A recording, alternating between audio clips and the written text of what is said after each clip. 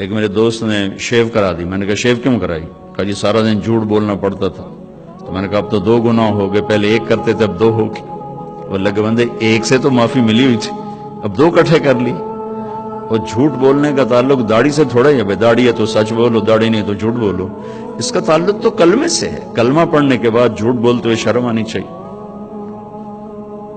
ایک آدمی کہتا ہے جی داڑھی رکھ کے گناہ کریں تو بڑے شرم کی بات ہے. میں کہتا ہوں کلمہ پڑھ کے گناہ کرو تو شرم کی بات ہے. گناہ اور ثواب، جزا اور سزا، حلال اور حرام کا تعلق پگڑی سے نہیں، نماز سے نہیں، روزے سے نہیں، حج سے نہیں، داڑھی سے نہیں، کلمے سے ہے. کلمہ ایک ایگریمنٹ ہے کہ یا اللہ تیری مان کے چلوں گا، تیرے نبی کے طریقوں پر چلوں گا. پھر میں انسان ہوں، کوئی خطا وطا ہو جائے تو معافی مانگوں گا، استغفار کروں گا. تو کسی کی برائی کی وجہ سے اس کی نیکی کو نہیں اچھالنا چاہیے. لو جی ان حجاں دا کی فائدہ، ان نمازاں دا کی فائدہ.